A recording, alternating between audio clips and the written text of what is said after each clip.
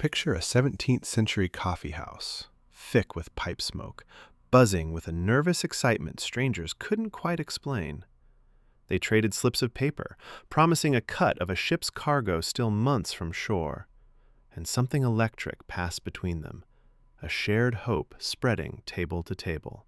That was the Dutch East India Company's genius fix for an expensive problem.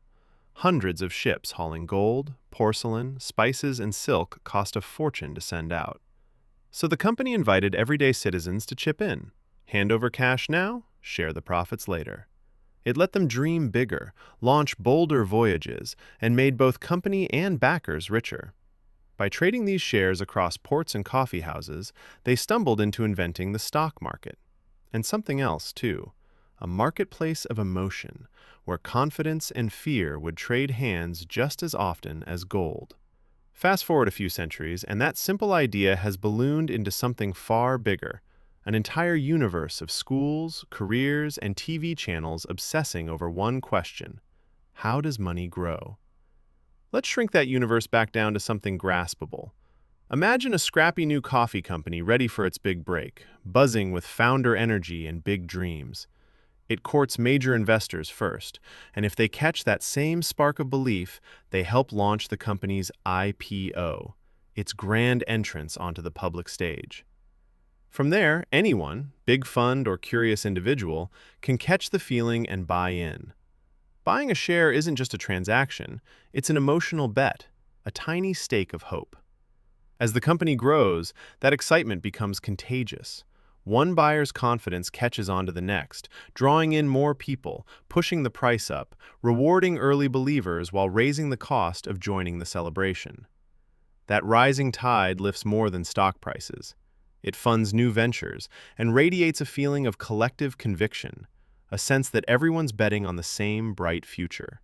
But feelings turn as fast as they spread. If a company starts looking shaky, a flicker of doubt in one investor becomes a wave of panic in 1,000 others. They race for the exits, selling before the fear deepens. Less demand means falling prices, and falling prices deepen the fear further, a spiral where anxiety feeds on itself until the company rebuilds trust. This emotional tug-of-war isn't random. It's pulled by dozens of invisible strings. Material costs shift. Technology changes how things get made. Labor gets pricier or cheaper. Meanwhile, investors absorb each other's moods, rattled by boardroom drama, unsettled by bad headlines, anxious over new laws and trade tensions, or sometimes just someone deciding it's time to cash out and chase a different dream. All this noise creates a kind of collective mood swing, where perception becomes reality and emotion becomes currency. One person's worry infects the next, and confidence, or panic, ripples outward until it feels like the whole market is breathing in unison.